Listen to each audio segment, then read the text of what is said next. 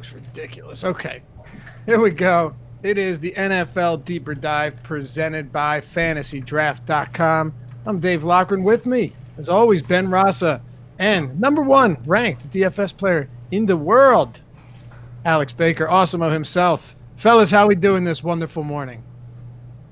All right, same old, ready to go. A lot of injuries that we were talking before the show. It's starting to feel like we're getting in the real flow of the NFL season.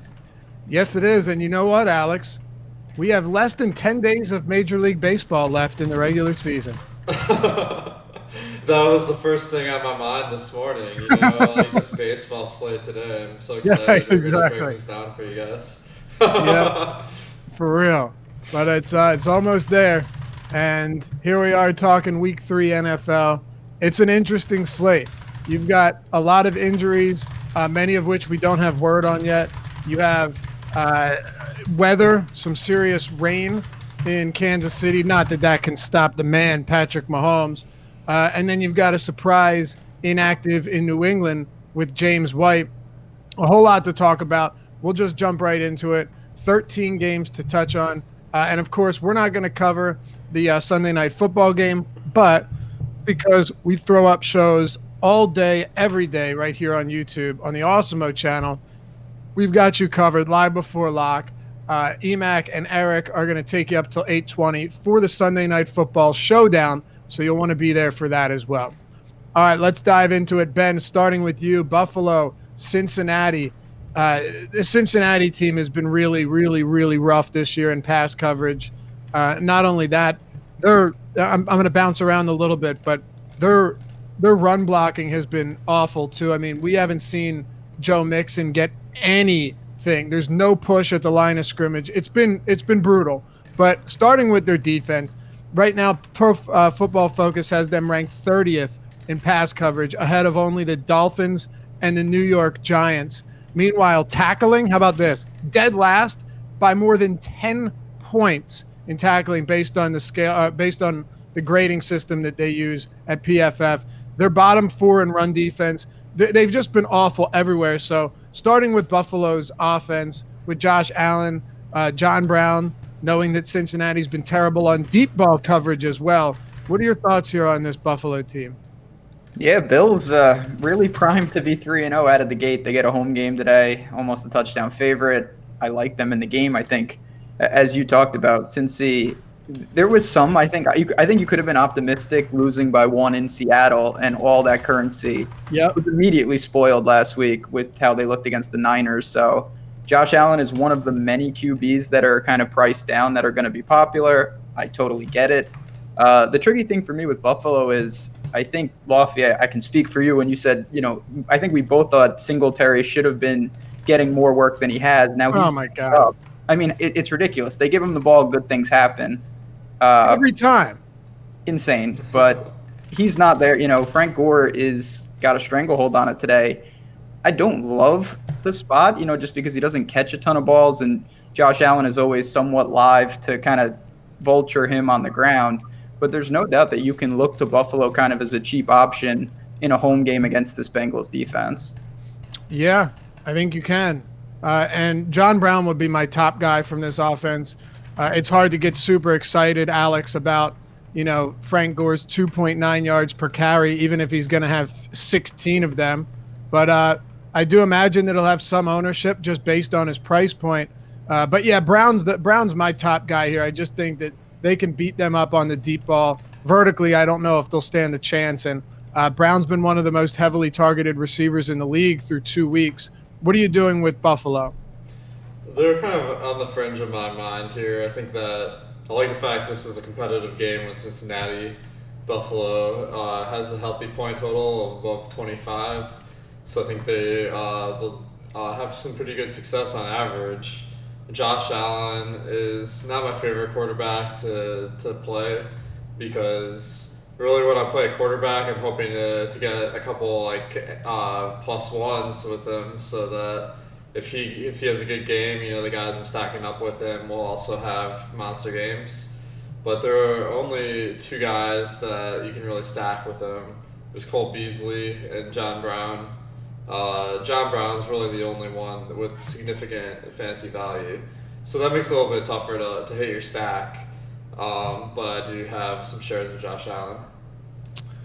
Yeah, Josh Allen to me is definitely the guy that I'm targeting. Outside of that, I don't know if there's anyone I'm in love with, Ben. I mean, like you kind of just broke it down already. Cole Beasley, there would be certain games where I'm willing to consider him, but there's just so much value at wide receiver today that it feels like you'd be ill-advised to pay anything more than $3,000 for him. Yeah, there's just no need to go there. I mean, I know on DraftKings full PPR, he always holds somewhat of a decent floor. On FanDuel, it's even harder, but I don't really look to him in a spot like this. You mentioned it. There's wide receivers that are cheaper with higher ceilings. So it's really not a ton to like. And the other question with this game, it's a little tricky. I want to be, buy low on Mixon, but you talked about it. I don't know what he can really do with this line in front of him right now. They're getting no push. And the Bills defense, is a unit that I think is actually somewhat underrated. So I don't know if this is the spot, even though his price tag is tempting, to really jump on Mixon. No, and coming off an injury, albeit a minor one, I mean, I really at this point don't know what to expect from him, and I think Gio Bernard is still going to get some work. So far, Alex, Joe Mixon's been one of the most disappointing players in the NFL. Yeah, I think game one, he only played part of the game with injury.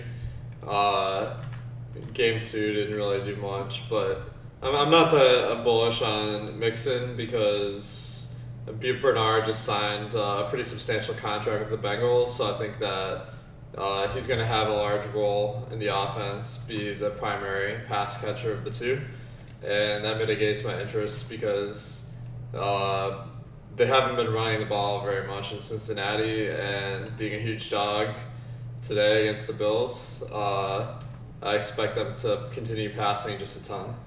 Are you doing anything with the pass catchers then, if you expect this to be a high-volume spot for Andy Dalton, whether it be Tyler Boyd or John Ross with that ridiculous garbage time touchdown last week? That kind of just encompassed the week as a whole at the end right there. Like, okay, let's move on. But, these two guys are getting volume. I would agree with Ben in that I do think the Bills' defense is a bit underrated. But if you think Dalton's going to be throwing a lot, is there merit to coming here for pass catchers? I think there's some. He is the second highest leader in passing yards in the league somehow over 2 weeks. I think he has over 700 yards or something. Yeah, insane. he had a career high in week one, 418. Yeah. So John Ross has been kind of unsustainably good. So I'm going to avoid him because I think that the public perception is higher than a realistic expectation. I mean, this guy didn't even catch half his passes last year, so not the greatest track record. But Tyler Boyd is someone that has been excellent over the past season and the first two games as well. He hasn't gotten to the end zone, so he hasn't really put up a monster fantasy total. But he's a little bit less popular, so I think I might go to him. Okay. Ben, any pass catchers here? I'm not chasing John Ross. I mean, it's just ridiculous right now. I get the appeal of it because when you have that kind of speed, you don't need many passes. But man, I'm not there. And then I do worry a little. Tre'Davious White is really good. Again, that just speaks to the Bills' defense. So Boyd, we know he's going to get the work when AJ Green is out, and even there's just limited options for Dalton if they're trailing. So maybe on a volume standpoint, but I do worry about the efficiency against the Bills defense that I wouldn't, be shocked to see them hold, the Bengals to low teens, 10 type points. So not a great spot for me. All right, let me stay with you here. Dallas and Miami. Oh God. The Dallas Cowboys are monster favorites. Miami has an implied total of like 12.5, which is really quite incredible that it's not the lowest on the slate. That's even more amazing. Yeah, that's insane. 34-point implied total for the Cowboys. 46.5 over under. They're 21.5 point favorites. This game to me can go really wrong in many different ways. And look, I'll tell you the truth right now. Amari Cooper is not somebody that I have a ton of interest in today, especially assuming that he's popular. Right now, looking at ownership, he's not nearly as popular as I thought he'd be, which is unfortunate. But shadow coverage from Xavier Howard is not a favorable thing, and Amari has never performed well in shadow coverage against anyone. He has 2 career games, both of which came last year, being shadowed by Xavier Howard, and finished with atrocious overall numbers. I think it's a really tough spot. So just kind of setting the table, like you have Zeke Elliott, who could easily have 200 yards and 3 touchdowns here. I say easily, maybe a bit of hyperbole, but you get the point. And then guys like Devin Smith. I think Devin Smith could be someone that I end up going to today, and kind of eschewing Amari Cooper there. It's a very interesting spot as huge favorites. Yeah, these 3 touchdown games are difficult to break down because we know the Cowboys are going to score. But as we saw last week with the Patriots, a couple defensive a lot of ways to beat a garbage team. Mm-hmm. And you talked about it with Cooper. You summed it up. I feel like the problem with him, not only Xavier Howard is serious business, but in a game like this, there's just limited incentive to take on that type of risk. If it's a competitive game and you have your top wide receiver being shadowed, you still have to kind of go there because you need Amari Cooper. In this game, Dak could easily say, you know what, take him away. I'll lean on Zeke. I'll lean on Randall Cobb. I'll lean on Devin Smith. I'll lean on our defense. They don't need to include Amari Cooper if he doesn't want to take on the toughest matchup. So for me, I will look to sprinkle in some Cowboys. I don't really like Dak this week. I get the appeal, of course, in the sense of the situation, but there's just so many other quarterbacks that I feel more comfortable in better game flows. So if you want to pay up for Zeke, of course, he's in the conversation for top running back. Randall Cobb out of the slot, I think, is a safe target. But other than that, it's shockingly not a team that I'm super interested in despite the massive spread. All right, so where do you have Zeke prioritized at a running back position that has plenty up top? So that's the tricky part. There's a big opportunity cost because you have McCaffrey, you have Saquon. What I'm doing, Zeke is, I guess I should say, my favorite one-off in the sense I'm not stacking this game, and then we're going to get to Arizona and the Panthers. We'll get to Tampa and the Giants. Those guys fit in more in my game stacks because those games I'm just much heavier on. Okay, so does that mean you end up on more Barkley? Mostly because, and I guess spoiler alert, I really like Jameis this week. So Saquon makes it such an easy run it back type play.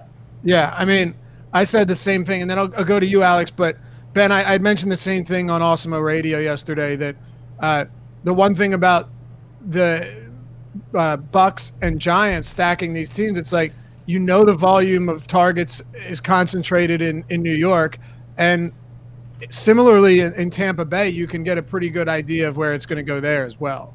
For sure, absolutely. Yeah. All right, Alex, Dallas 21.5-point home favorites against the Dolphins.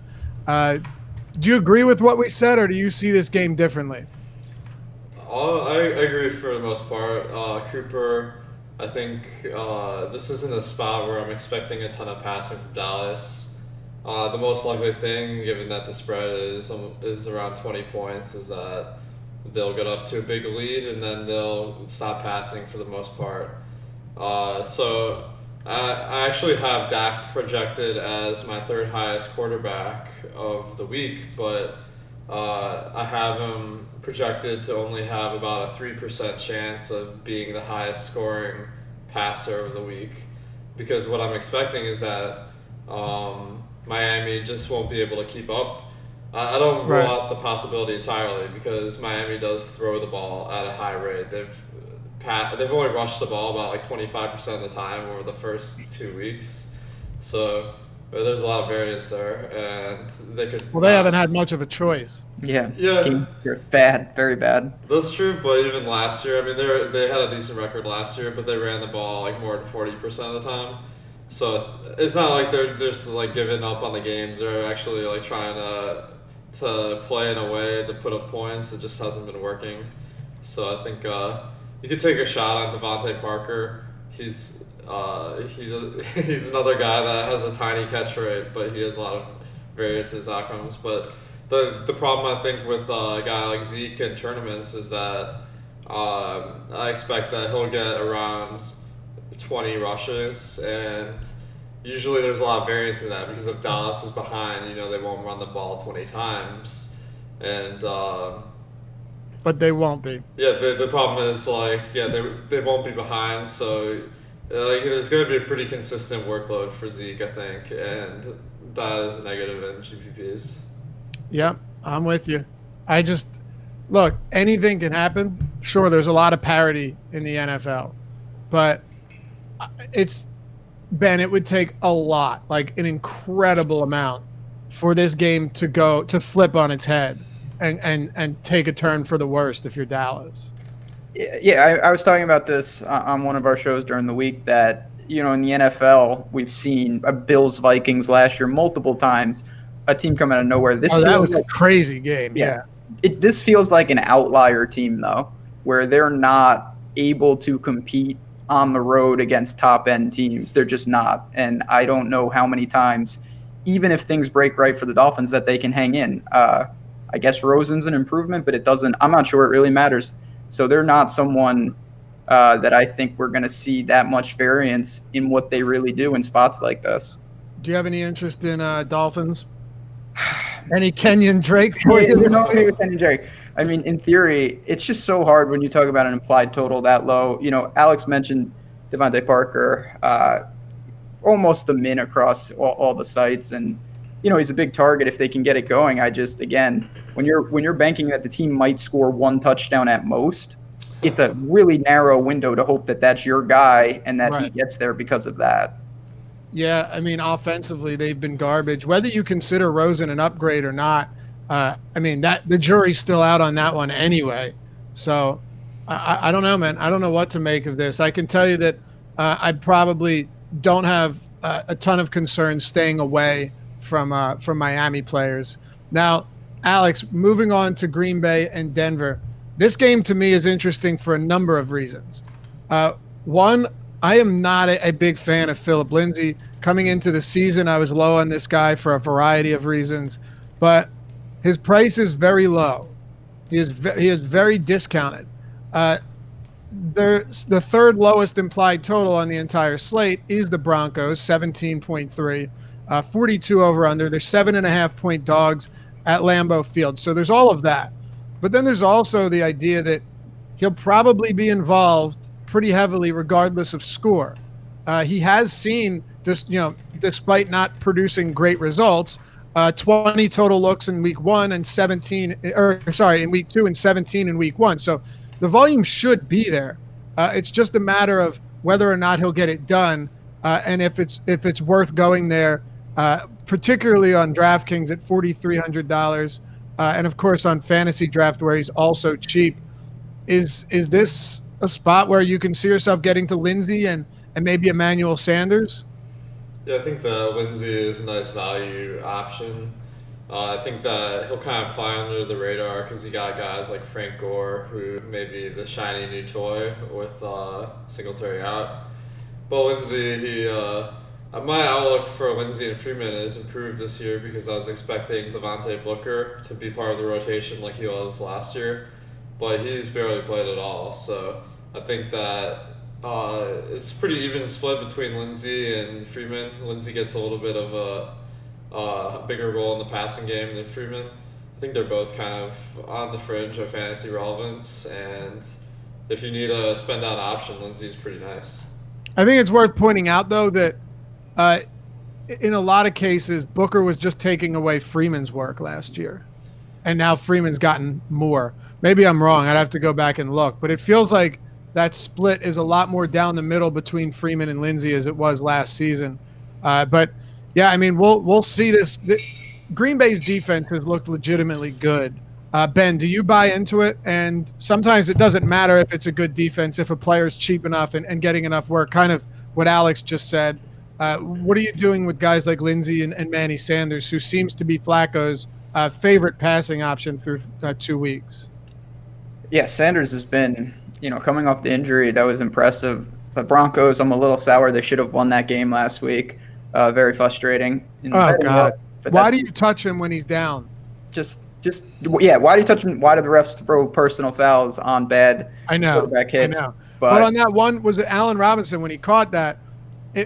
he's not down until you touch him, right? So I mean, I guess he's trying to give himself up, but you still should just make the refs have to call that. let the clock. Right, exactly. Just let but, the you whistle know, blow, and then just surround the guy. I don't know. I get it. It's in the heat of the moment. It's a tough decision to make, but you're right. They never should have lost that game. No. And now they go, this is a tough spot, going to Lambeau, of course. And the Broncos in general are a team, certainly not one I look to stack. You can look to a play here and there. It's just with all the value that's opened up at running back, I'm not super into Lindsey. I know he's got some explosiveness. There's so many other guys.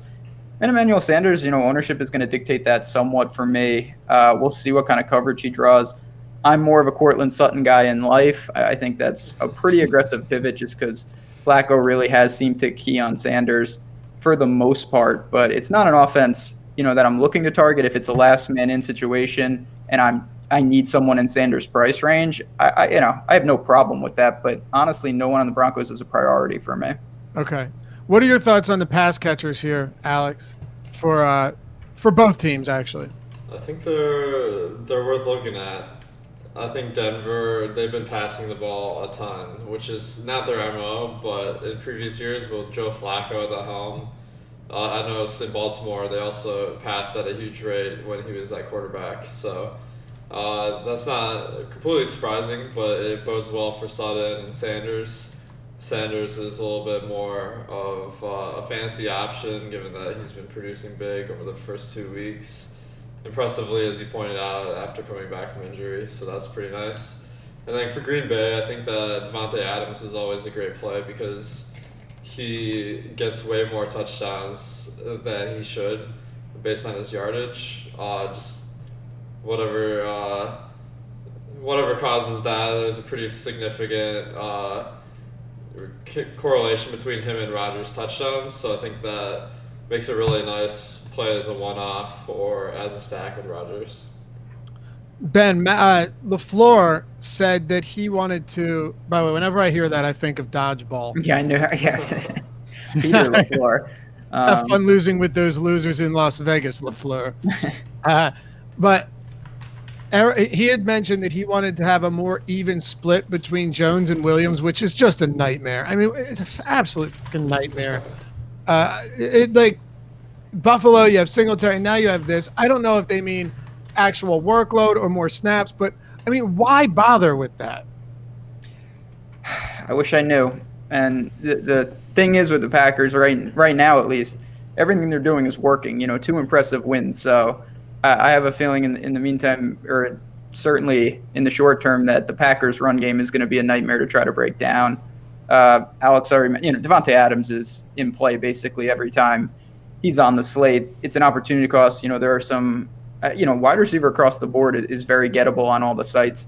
I thought everyone was kind of priced down, so it opens it up. But you're just looking at a guy that is far and away Rodgers' key guy. He finds the end zone at a great rate, matchup proof at home. So there's nothing not to like about him. Yeah. All right. Anything else on this one, Alex, before we go to Indianapolis? Yeah, I guess you brought up the Aaron Jones, Jamal Williams split. I think that'll come into play more in less competitive games, so that could be today. But it's hard to read into that coach speak until it really happens. Yep, it's actually pretty annoying. Alex, Indianapolis and Atlanta, I've been trolling here for news. We obviously have some question marks regarding Marlon Mack and T.Y. Hilton. It looks like they're going to play. But it's still worth monitoring. Let me just make sure we don't have it. Ben, have either of you guys seen anything updated? No, I don't think we have it yet. Okay, I don't think we expected to play, but could be wrong. Yeah, right. But one of them's supposed to go through warm-ups. I'm just, I don't know. I expect them to play, but I guess the question would be in what capacity.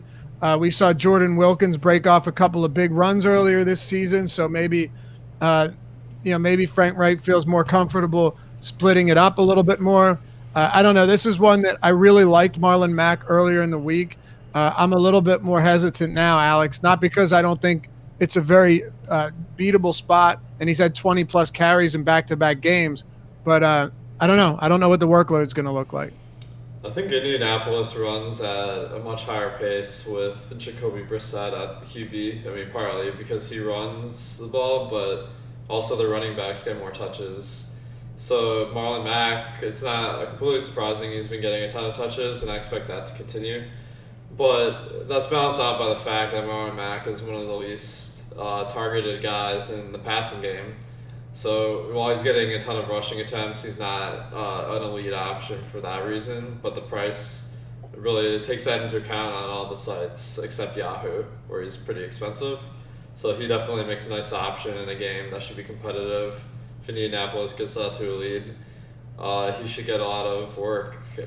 And Hilton, he's not in the greatest spot with Brissett at QB, but he does get a large share of the work or the targets, so I think that he makes a nice GPP play potentially.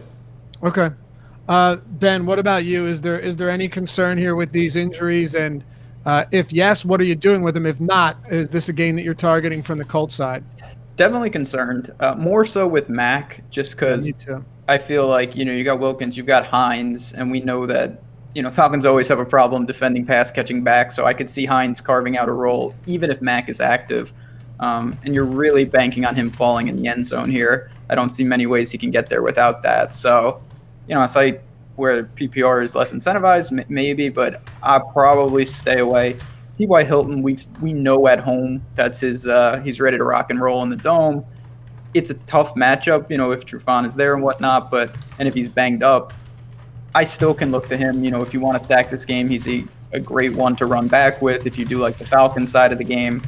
So it's, indoors, certainly no weather, obviously. No problem with it, but I do worry more so with the running game on the Colts side. What are your thoughts on the Falcons opposite this game on the road? Julio Jones, monster game last week. Granted, that Eagles secondary is brutal. Ronald Darby's looked terrible. We saw Calvin Ridley beat him many times on a single drive downfield. Devontae Freeman, on the other hand, has looked pretty rough to start the year.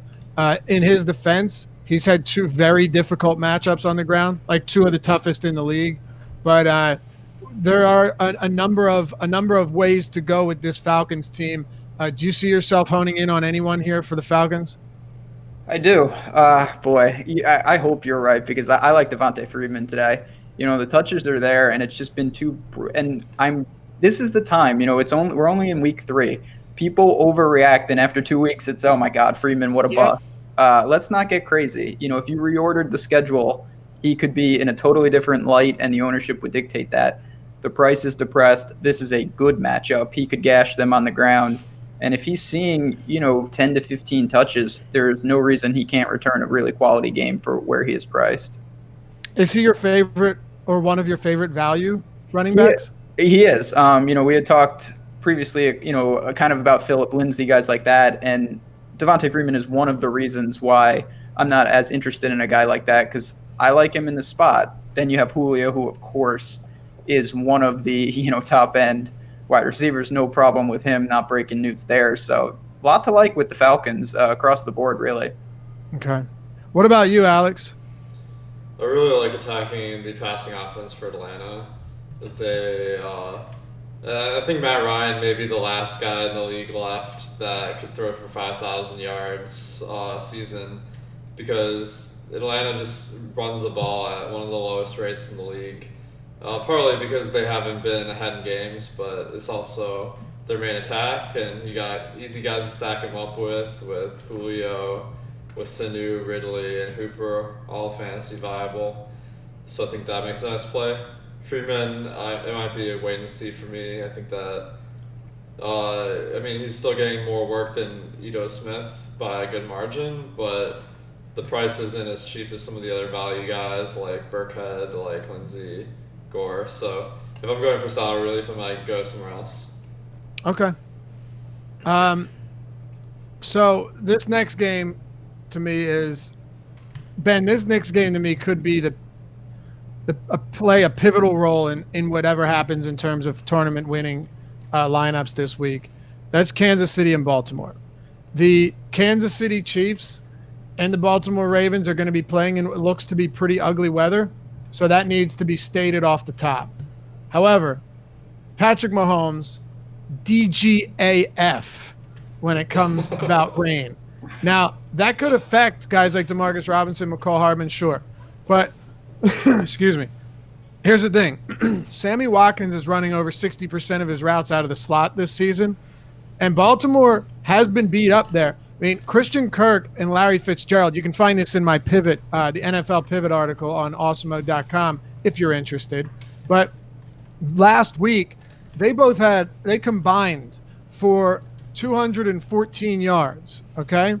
160 of those yards and 9 of their 11 receptions came out of the slot. So 224, 160 of them came out of the slot. I think it's already a great spot for Watkins. But if this rain is an issue, I think you would see even more volume funneled to him on shorter passes and let him do work after the catch. But it's a very interesting game on both sides with the weather coming into play. And if it's going to scare everybody off, it kind of makes me a little bit more interested anyway.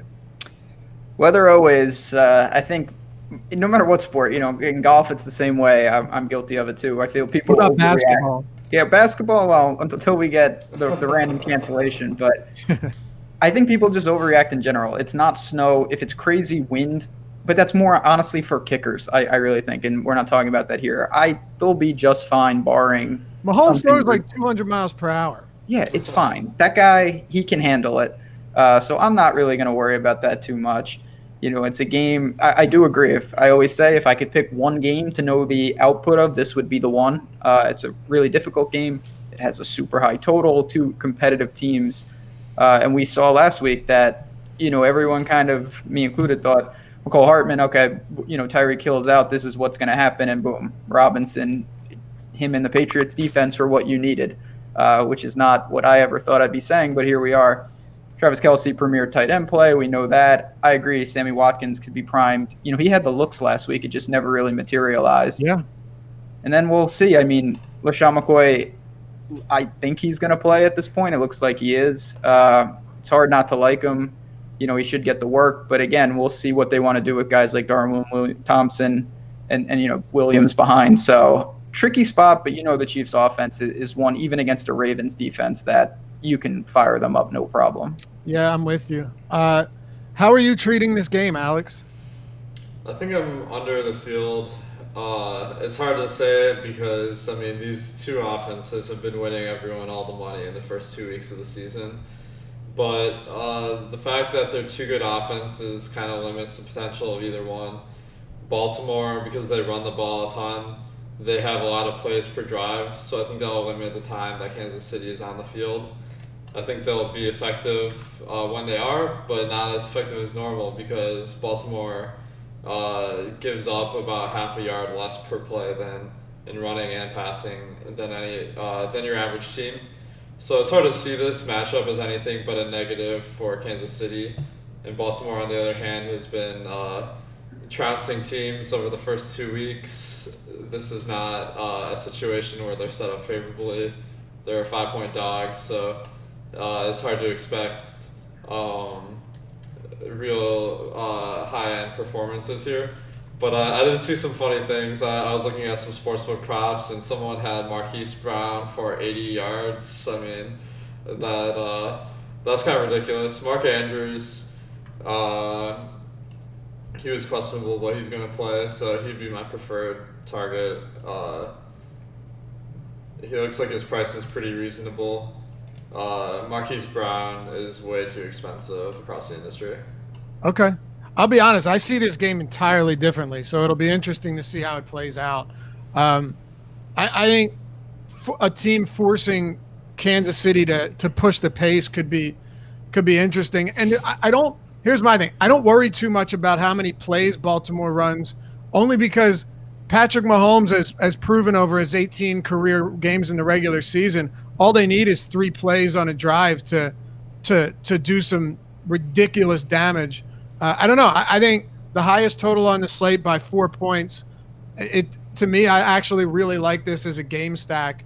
But yeah, it'll be interesting to see what happens here, especially with the weather, and if Lamar Jackson can continue to push the ball downfield against a slower and under-talented Kansas City secondary, Ben. What are your thoughts on the Baltimore Ravens? So I think, and I could be, certainly taking a different line here, but I feel like maybe the pendulum has swung a little too much with Lamar in the passing game specifically, where you can I don't want to say you can get leverage with him by running him naked, which used to be the only thing you could do. But Yeah. now I think that people are so, I agree. Alex talked about Hollywood Brown is way overpriced. And Mark Andrews, he's a damn good tight end, but I still think the floor is a lot lower than what we've seen, certainly. So when I plan to go to this game, I'm just taking Lamar on his own. The rushing upside is still the appeal for me. And I think that you could eliminate a decent percentage of his ownership by people who stack him up with one of his targets that end up really not performing. Is Marcus Brown that overpriced? So the thing I'll say about this, he is in the bucket of John Brown and John Ross and those guys where the price is almost irrelevant because you're going to need him to catch a 60-yard bomb, and he can do that. So he can blow any price out of the water, but he also is going to have games where he does absolutely nothing. It's that kind of guy. It's a major boom bust. We saw it in college. I mean, Oklahoma's a different animal with that offense, but still. So I do worry about when ownership is flocking to a guy like that. It's just a matter of time before he really burns everyone. No, and that's fair. I just think if he sees a lot of Charvarius Ward, that's fair too. That he might pay off his salary at $10K.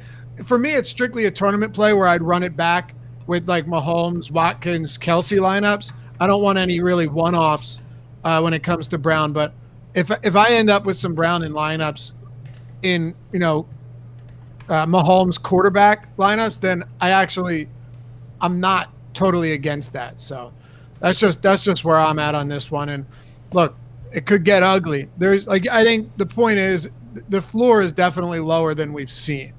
But in tournaments, I'm at least willing to roll the dice. And again, this game has a higher total than any game by at least 4 points. So we'll see. I guess it's come down a point now. Chargers Texans went up because of this rain. So it went opened at 54, down to 51, but it's still the highest by a pretty wide margin. Alex, do you want to add anything to this game before we move on? I think that LaShawn McCoy is really a good play across the industry. There might be some questions about whether he gets full workload with his injury, but especially on fantasy draft, he's extremely cheap, so I'm willing to take a chance there.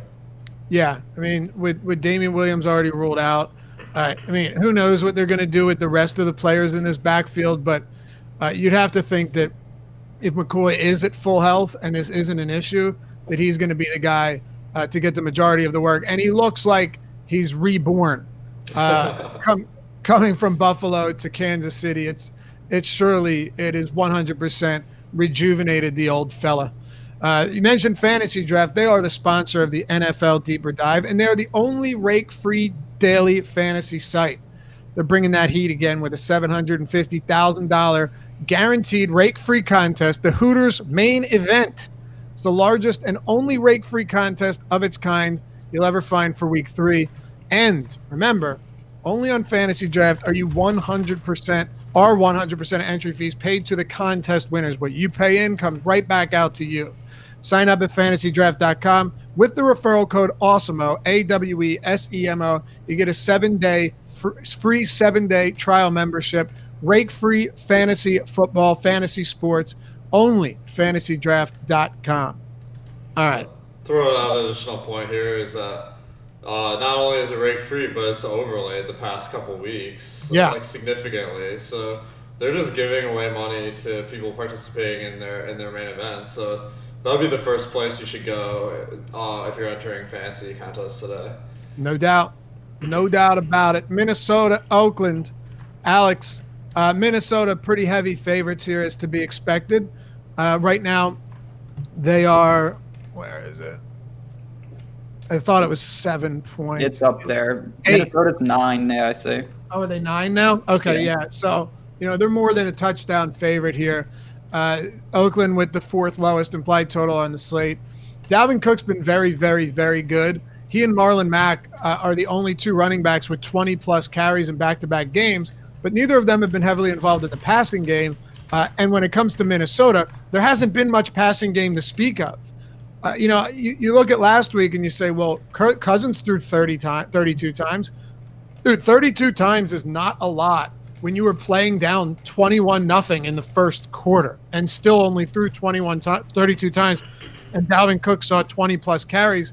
I mean, there is a clear outline for what this team is looking to do, and I would expect to see a whole lot more of that today. What are your thoughts, and how are you approaching this Minnesota team as almost double-digit favorites against the Oakland Raiders?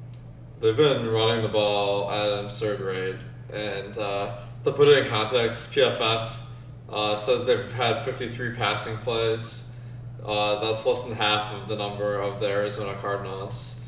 Crazy. So, yeah, it's just like they're just running the air out of the ball, and given that line, I think we should expect more of the same. It is possible they'll get behind, they'll have to throw the ball a little bit more, but definitely not their go-to strategy. So I think Dalvin Cook is a really nice fantasy option. I'll point out that he is a much better play in the passing game than Marlon Mack. Marlon Mack has only been targeted 11% of the time when he runs a route. Dalvin Cook is almost twice that, and he's run about half the. He's run routes in about half of the passing plays that Minnesota's run. So I think he's significantly more valuable than Marlon Mack. And I think he's a good play this week. Okay. Ben, what are your thoughts on Cooks here? Dalvin Cook. Also, touch on one thing for me, because I think it's kind of tough to decipher. You've got McCaffrey. You've got Elliott.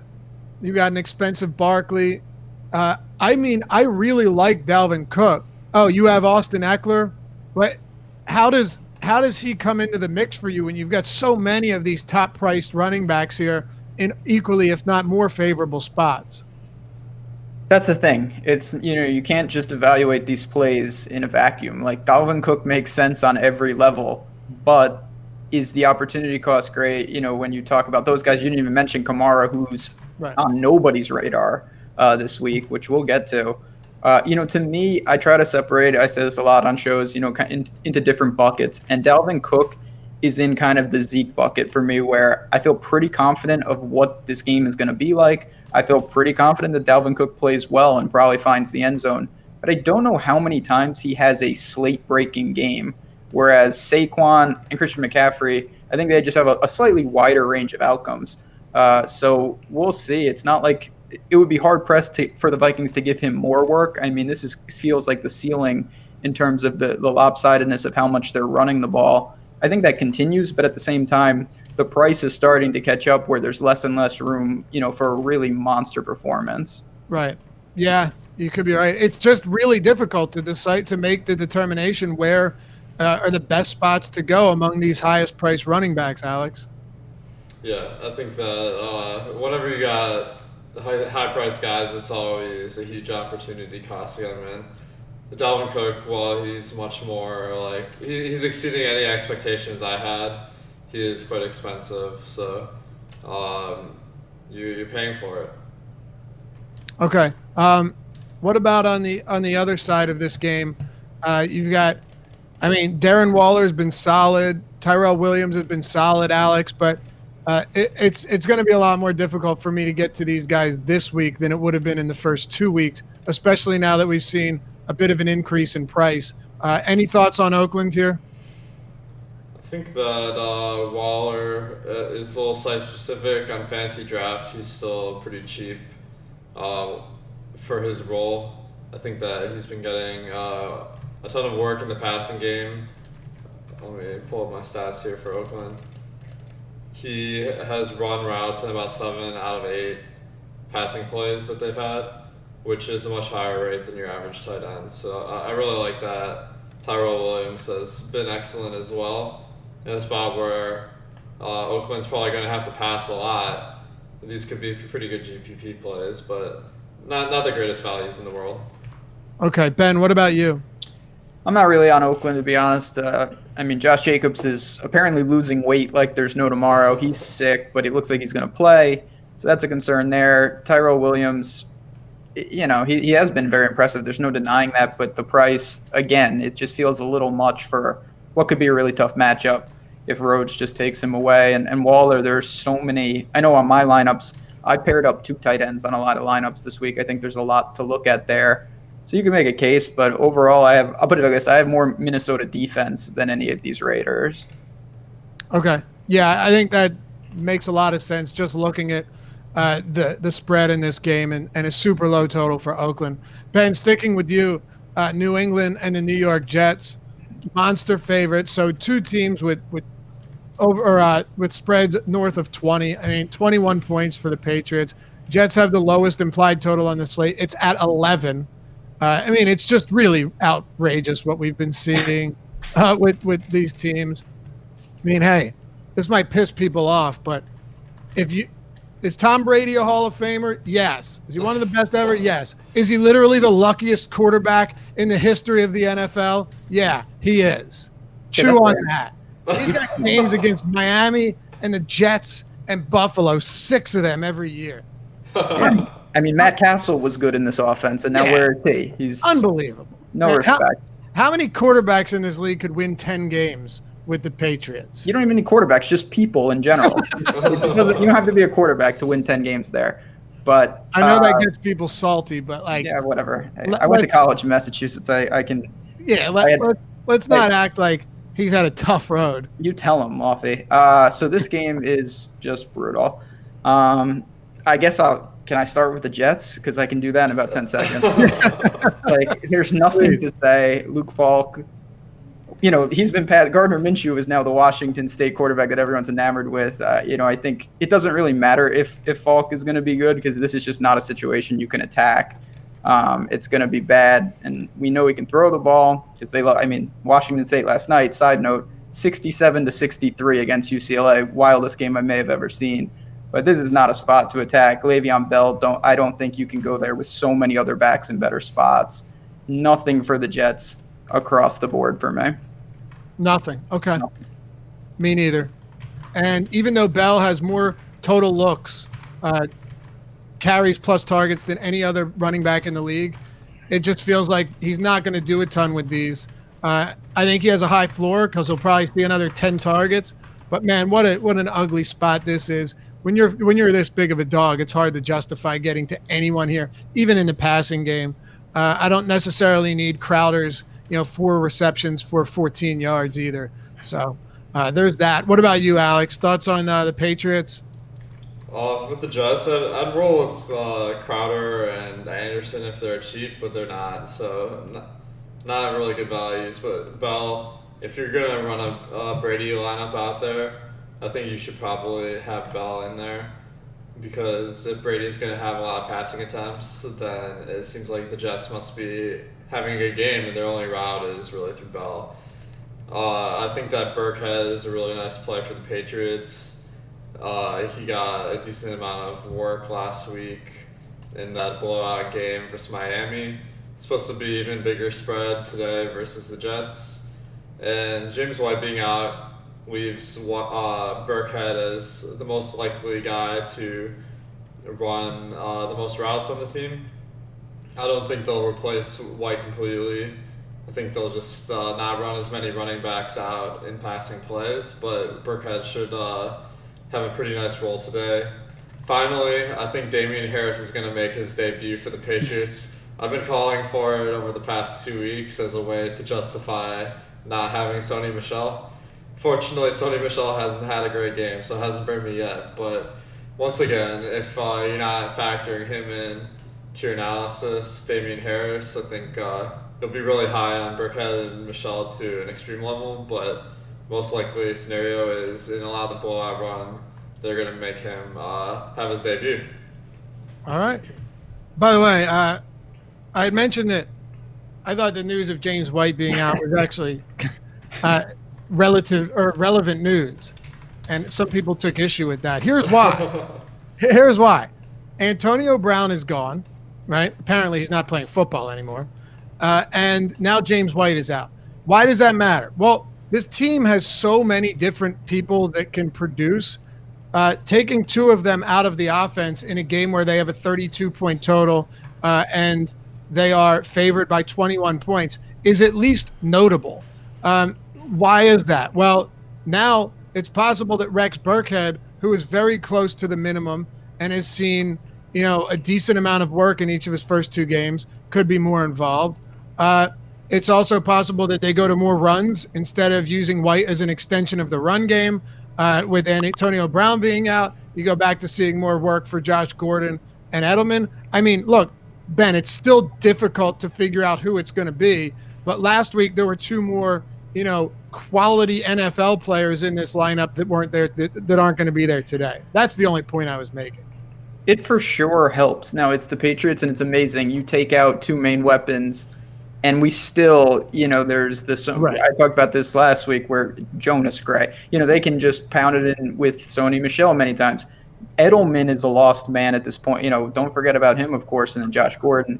They've got other ways to do it. But again, and we saw last week what happened. Nobody did it, and it was the defense. And that's just peak Patriots for you. So it's not a game where I'm going to look. Alex is 100% right. If you're using Brady, you got to run it back because there's no way he can really get there, in talking tournaments without someone on the Jets contributing.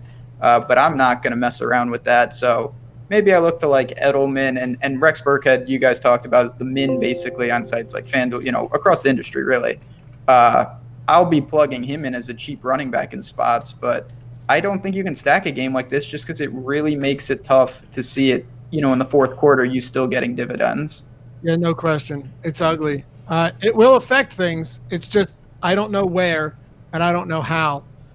Philadelphia and Detroit is another interesting game, Ben, because the Eagles have just been absolutely carved apart in the secondary. Deep passes.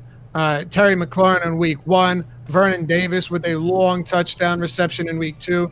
Bad tackling, bad coverage downfield. And then Calvin Ridley in week 2, followed by Julio Jones on that. What was it? Just a screen, like a screen, getting him breaking loose for 50-plus yards on a 4th down play that would have ended the game. But they've just been gashed. The run defense, however, is really, really good and has really allowed nothing through the first 2 weeks. I expect that to be the case with Curry and Johnson again today. But Kenny Golladay and Marvin Jones are very intriguing option, both of whom are capable of getting open downfield. Third time's a charm with Marvin Jones. Here we go. First week, thought that was a fantastic spot. Hawkinson and Amendola. Last week, again, didn't fully materialize, but he's still seen 10 targets through 2 games. We know that he is more in the genre. You're going to get some boom bust to him because he catches, his air yards. He's a deep threat. So I'm there. You mentioned Ronald Darby before. Not good. You boys, you got some issues in the secondary. So yeah. I have no problem. Jalen Ramsey. It's you could use him, as could many teams. I don't mind it at all. I really think that's a spot to, attack. Certainly Golladay, we know that he can get it done as well. And Kerryon is someone, I do think big games are coming, but not in this spot for me. It's too unnecessary of a risk going against that front 7. So I'm going to look to the pass catchers. Stafford has been one of the few good things I've done in the first 2 weeks. There are so many other quarterbacks down there. I don't have as much of him as I've had in the past couple weeks, but again, I do get the appeal of maybe trying to attack the Eagles through the air. Okay. Yeah, that's what I will be doing. Alex, any interest on the Detroit side before we talk Eagles? I think Kerryon Johnson is someone who's interesting because every single thing that happens to the Lions, people are like, Kerryon Johnson is going to be the new big running back. The latest one was C.J. Anderson being released. But I think that was more of a endorsement for Ty Johnson than anything. So I'm expecting Kerryon Johnson to be kind of on the fringe of playable, but not exciting. And I do want to call back to this New England game because I failed to mention Dorsett. I think he's one of the better wide receivers at a cheap price today. Okay. What about the Eagles? No Alshon Jeffrey, at least he's unlikely to play. Deshaun Jackson's already been ruled out. It appears as though Dallas Goedert will likely also be joining that duo on the sidelines. I don't know yet, though. So it looks like he's doing he was catching passes during a workout ahead of today's game. I guess we'll see how he looks. And then Jeffrey was unlikely. He was doubtful to play. It looks like that's still the case. So what are your thoughts on guys like Aguilar, Arcega-Whiteside, who ran 96% of routes last week and saw 90 air yards on 4 targets, even though he only got 4 looks. Now he's practiced with the offense all week long. And, of course, Zach Ertz, who is likely to see a boatload of targets with Carson Wentz. I think that there's some potential here. Matt Collins and Arcega-Whiteside should slide in for Jeffrey and Jackson. And I think that they're probably not as good players, so that gives a little bump to Aguilar and Ertz. But seeing that Aguilar is one of the most popular players in the slate, I think that could easily go awry, although he is a nice value in cash. But I think you can take a flyer on any of these 4 guys. And if you are, then maybe running it back with a guy in Detroit could be a good idea too. Okay, Ben, what about you? It's tough. This is where the injuries really, it opens up value and it funnels ownership to someone like Nelson Aguilar, who I get it. And it's not like I don't have any, but I think there is a real way that blows up. It doesn't work. Especially if he sees a lot of Darius Slay. And I don't think that's out of the realm of possibilities. No. Now, Arcega-Whiteside is he's a big body, really impressive guy. I've watched a lot of him at Stanford. Someone that, I think long-term is going to be certainly an integral part of the team. It's a tough spot here. I may look to him a little bit, but honestly, to me, the easiest is just go with the known commodity. Zach Ertz is going to see a ton of work. He's more than reasonable. You can pair up, like I said, on sites, 2 tight ends. I have no problem doing that. But the guy I want, since you're the resident expert, Lafe, is this the Miles Sanders spot? Because everyone is looking to the value wide receivers. Is there any chance you think that the Eagles really let him go today? Yeah, I've been talking about this all week long. I think an underrated piece of this is whether or not Dallas Goedert plays. Okay. Look, Dallas Goedert is brought in for run blocking, not just as a pass catcher. Zach Ertz is literally one of the worst blocking tight ends in the league. I know they brought in, Alex Ellis, I think it was. But I actually do think that it makes a difference whether or not Goddard plays in this game. And, the run blocking should be better for this Eagles team. They've got a huge offensive line. I think it will turn around, and I think Miles Sanders, will become the number 1 guy here. He's shown patience. He's quick, but he's shown patience behind the line, but then he's also shown just like he's not hitting the right holes. And he seems, despite being patient, he doesn't seem like he's making the right decisions. But I think that'll come in time. I want to get to Miles Sanders today. I do. But I'm waiting on the Goddard news. And I think, it'd be a lot more appealing if this whole offense was healthy, having some confidence that they'd be able to, play with an early lead. They're averaging 2.8 points in the first quarter since the beginning of last year. They have such a tough time with getting off to early starts, Ben. That is something to monitor, certainly a little more game script, but I do think that with everybody kind of focused on these new cheap wide receivers, I hear you. Not to forget that there is that narrative in the Eagles. They are a favorite. Can look to them in the running game. I hear you, and he's dirt cheap. So he is extremely very cheap. Like, is it really that crazy to think that he could have a better game than Frank Gore? Of course not. And Burkhead, who is gonna, if there was ownership with Miles Sanders, a ton of that. Recency bias is a thing even within Sunday. Like when you hear news late, if we heard that if James White wasn't playing on Tuesday, I think it would be a totally different situation than finding out right now. Yep, totally agree. Alex, what about the Eagles for you?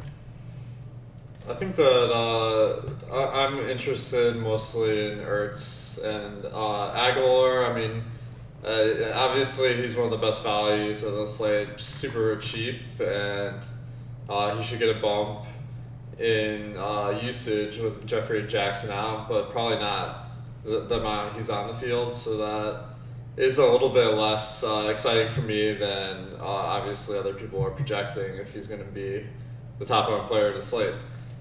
So I think with the running backs, it's 3-man rotation with Howard and Sproles in addition to Sanders. So I think it's just divided into too many pieces for me to be interested. Okay. Reasonable enough. I think Arcega-Whiteside, if I'm going in one spot and trying to get away from other places, it would be there. Just because I think he contested catch rate is incredible. He can get downfield. He can create separation.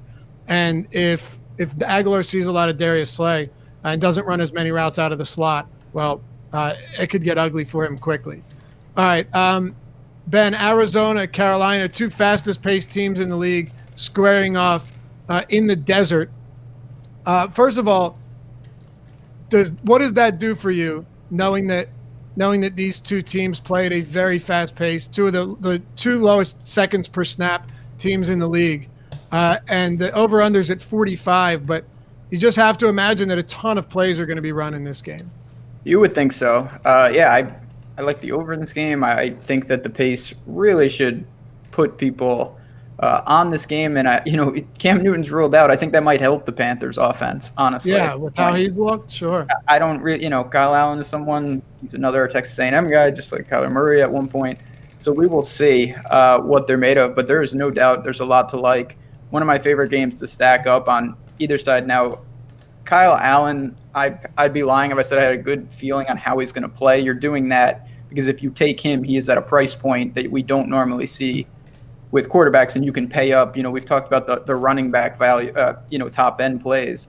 So you can do a lot of that. But, DJ Moore, certainly Christian McCaffrey, even Greg Olsen on the Panthers side are guys that I have in lineups, and I am not afraid to run it back, vice versa with a couple plays on each side of this game. I'm with you. McCaffrey has to be the top or one of the top overall options on the slate. And then Kirk, Fitzgerald, Bird, they're all running the first, second, and fourth most routes in the league. There's a lot of ways to approach this game, Alex.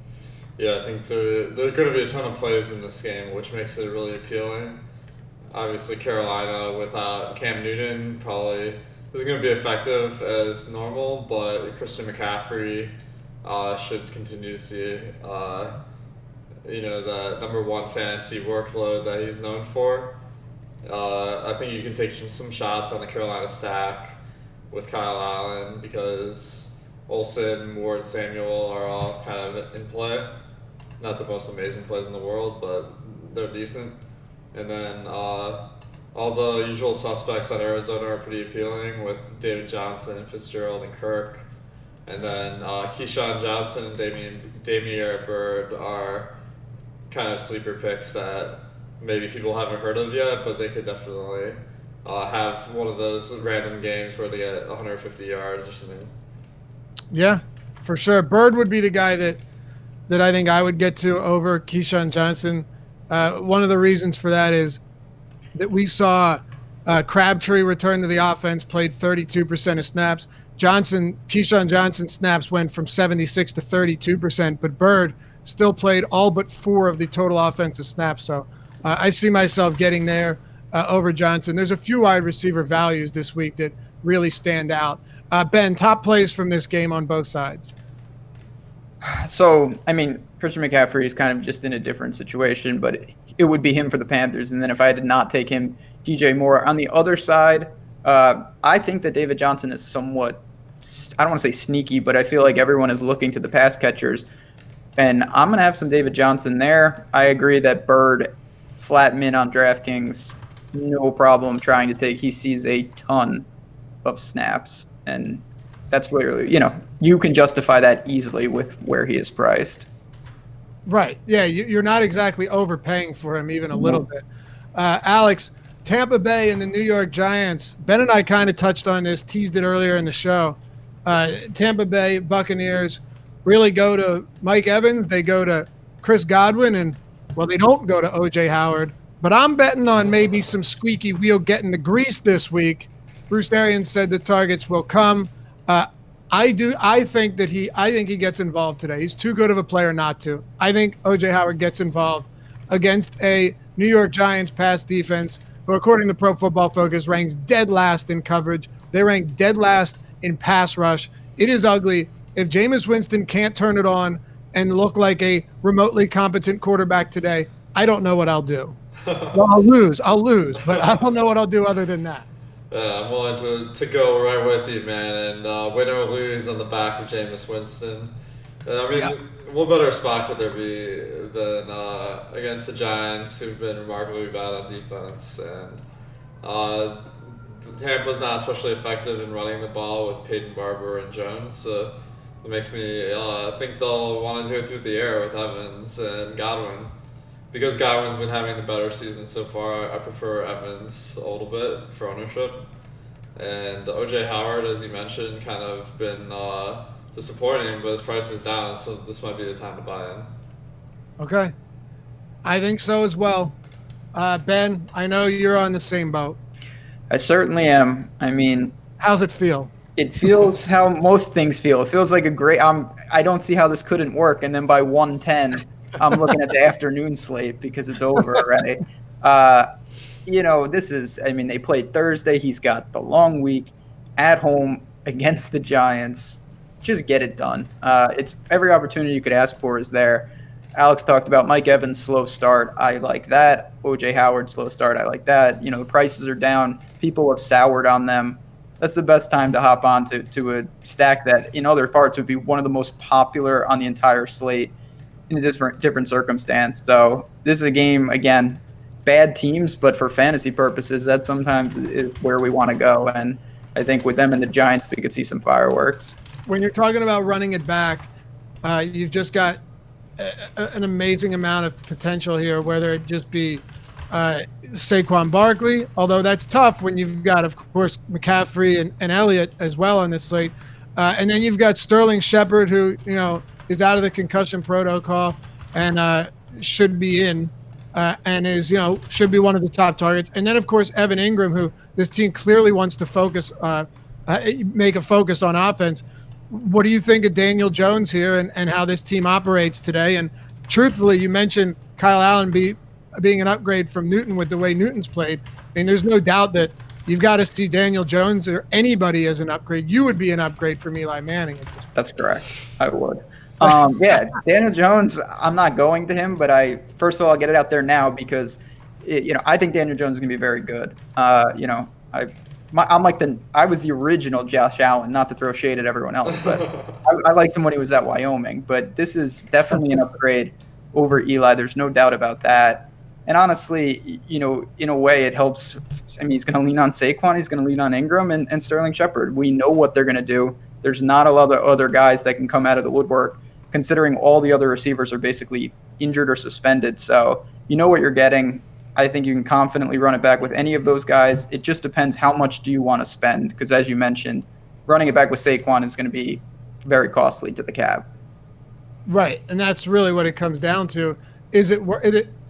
Is it worth it, Alex, to go with Barkley here over guys like McCaffrey and Elliott? I mean, he is one of the best players in the entire league. I am forecasting that his usage in the pass game will go down with Daniel Jones at quarterback. Daniel Jones is a much better rusher than Eli. I mean, Eli never runs the ball. Daniel Jones ran for more than 400 yards every season that he was a starter in NCAA. And I think that means he'll scramble a lot more under pressure. And that's at the detriment of Barkley because usually those sharp pass catchers are the ones getting targeted by Eli in those situations. But I mean, still, Barkley is a tremendous player and one of the highest projected players of the slate. But because of that, I have him a little bit lower than McCaffrey. Okay. Yeah, so do I. Do you have him below Elliott? Yeah, I like him more than Elliott though for tournaments because of the matchup just being a little bit more competitive though. Okay. Makes sense. We got 2 games to go. We might go a minute or 2 over, but I think the fellas coming up next will forgive us. Lie Before Lock is after us. You've got Josh Engelman, Chris Spags. They're going to take you up until, well, whenever they want, really. But we do have a giveaway, by the way, because we like to give away free subscriptions here at awesomeout.com. And I think you should know about it. It's very simple. We do it almost every week, but you can win 2019 NFL Awesemo Plus Season Pass.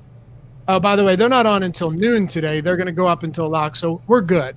2019 NFL Awesemo Plus Season Pass by retweeting, liking, and replying the total number of passing yards Jared Goff throws on Sunday Night Football against the Browns. It's a $249 value. Just go to awesemo_com Twitter handle, and you will see the pinned tweet. Reply, like, and retweet. That's all you got to do with the total number of passing yards Jared Goff throws. Follow awesemo_com and Awesemo NFL with your retweet, like, and reply, and do it before the 22nd. So do it before today at 8:20 p.m. Eastern time. I guess that's for some reason I thought that was a Monday night game. It's a Sunday night game. But do it before tonight at 8:20 to get entered to win. We'll pick 2 winners from the finalists on September 23rd at 12 p.m. Eastern. Good luck. And if you're just looking to get in on awesemo.com and see everything we've got to offer, go to awesemo.com/join. You'll see all of the options, all of the packages that we have. Of course, Deeper Dive will get you, all one word, Deeper Dive will get you 50% off your first month of Awesemo Plus subscription. It's a phenomenal deal. Or you could check out some other packages like our $395 Express package, $395 a week. Go on awesemo.com/join. See everything we've got. We don't want you flying blind, so we've detailed all the packages, exactly what you get with one and what you get with the other, so you can compare one against the other and make sure that your money is going towards the right place. So Deeper Dive, one word, when you sign up, get 50% off your first month. And be sure to say what's up in the premium Slack chat. Introduce yourself. Welcome yourself to the family. All right. Chargers, Houston. Ben. Really the most concentrated offense this season so far has been the Chargers because you've got Keenan Allen and you've got Austin Eckler. It's been pretty incredible now that Mike Williams is a bit banged up, Hunter Henry's out. We've seen so much concentration in this offense on those 2 players. Absolutely. And Keenan Allen, once again, I mean, we know he's going to be busy. His price is very reasonable. Cash, I think you put him in there. And there's no problem with him in tournaments. I get it, but there are certainly more things to factor in there because he should be popular. This is a game that, and I think I'm guilty of it too, it feels like it's an afterthought with some of the others on the slate. And we do have some, I mean, we've got capable QBs. They've got weapons. And, the Chargers defense has not been, I don't know if it's just Derwin James and some of the injuries, hasn't been as strong as I thought it would be. So for me, it's mostly just Keenan Allen, to be honest. I didn't get to Rivers. Eckler's a fine play. It's just we talked about the multitude of top-end running backs, and he was a little behind for me, even on PPR sites where he's more valuable. So it's a game that I like, but honestly, I only found myself really getting to Keenan Allen on the Chargers side of things. Yeah, it's tough because I want to get to Eckler, but he falls into that same basket as, what do I do with these top-priced running backs? If you have 150 lineups, it's a lot easier. But if you're only playing a few, who makes the cut and who doesn't, Alex? That's one of the questions that has to be answered today. Yeah, I think the Chargers are a fine choice. Eckler, he's been fantastic, and there's not really any reason to project that he won't get a majority of the running attempts and also his usual work in the passing game. So I think he's a top play. His price hasn't gone up quite enough to reflect that. And then Keenan Allen is also going to be in a great spot with Hunter Henry out. Their backup tight ends, Virgil Green and Sean Culkin, don't get many targets. And those targets will just go to Mike Williams and Keenan Allen and Eckler. So I think all 3 of those guys get a nice boost with Henry out. Okay. Do you have any interest in, Duke Johnson or anyone else from the Houston side? I'm not huge on the Houston side. Hopkins, I think will take a downturn in production because Kuti is healthy, and that means more 3 wide receiver sets for Houston. And then Duke Johnson, he just doesn't run the ball quite enough for me to be really interested. Okay. Ben, anything for Houston? Not really. I mean, Will Fuller is another guy. He just hasn't been doing it, which it's not. I don't think there's that much correlation between that and what we could see this week. He's a burner who can really put up crazy totals. But again, we've seen the floor be pretty dicey. Nothing outside of some dart throws. All right. So Ben, when I look at when I look at Seattle, one thing that stands out to me is that Rashad Penny's not expected to play. And last week, he saw 33% of the snaps. Carson went from 77% in week 1 to 54% in week 2. Procise was a little involved in the passing game, but with Penny not expected to play, I'm upgrading Carson quite a bit today. It's hard not to. Now he's losing fumbles. That's what he's got to avoid, really. That's a death sentence, not only to get in the doghouse, but you just can't be fumbling. But having said that, Carson is going to get a lot of work. They're at home. The Saints will see about what they can really put up with their new quarterback. So he figures to be busy. One of the safer plays, I will say and this is not a bad thing, it's an awkward build with him because I feel like most people are either paying all the way up or going to the cheapies like Burkhead and the gang. So finding a mid-range running back, which Carson kind of fits, is a little unique and can be a little different when you're building lineups this week. Okay. Yeah, I will get to Carson for sure. Are you super worried about the fumbling issue? I mean, if he loses another one in 3 games, yeah, I am a little worried about it, to be honest. I will say I'd be severely, it would be critical more if they had more behind him. It comes to the point, what are they going to do? They really need him out there almost regardless at this point. All right. Well, we know that he got the ball to close out the game last week. Makes me feel a little bit more confident. Yeah. What about you, Alex? Yeah, I think Carson's a great play with Penny out. He should get more rushing attempts. I mean, he could get the hook if he fumbles again, but that's true of any player. If they're performing poorly, you're probably not going to win a tournament with them. So if he's doing good, he should get a ton of rushing attempts, and that will be good enough to do the trick for me. Okay. Anything else do the trick for you for this game in general? Disley is kind of on the fringe of my radar. Lockett has been really disappointing this year, and Seattle just doesn't throw the ball enough to really justify playing anyone. And the New Orleans guys are all priced like they are playing with Drew Brees, and it's going to be Teddy Bridgewater and Taysom Hill, so big downgrade for those guys. Yep. I don't have anything else from this one. Do you, Ben? Oh, wait, Kamara. You wanted to talk about Kamara, right? So that's the one guy I was going to say. I think Michael Thomas certainly takes a hit, but Kamara is someone that I'm not sure. I was really disappointed at what they did when Brees went down last week with him specifically. I don't understand, and I would hope that, Sean Payton find ways to really lean on Kamara, get him. It made no sense. It made just no sense. So they need to get him in space. This is going to be one of the lower-owned spots we see for him, and I'm not a big believer in Seattle's defense relative to what I think the public views them as. So if you're looking for a complete off-the-wall play, Kamara would be the guy up top. But the biggest problem I have, it's not like it's a 1v1 where he has to beat Christian McCaffrey. He's got to be Christian McCaffrey and Zeke and Saquon and Dalvin Cook and Eckler. It's a big ask for him to be the right pivot off all those better situation guys. Exactly. All right, let's close it out here. Alex, Pittsburgh, San Francisco. Steelers 6.5-point road favorites. Boy, how things have changed. Road dogs, I'm sorry. 6.5-point road dogs in San Francisco. The Niners defense has actually looked pretty good, so I will give them that. And now you have Mason Rudolph in replacing Ben Roethlisberger. Ben looked so bad; his elbow was clearly ailing him through the first 2 weeks. Anyway, at least the first or 1.5 of those weeks. But I guess the question now is, how are you approaching the San Francisco offense?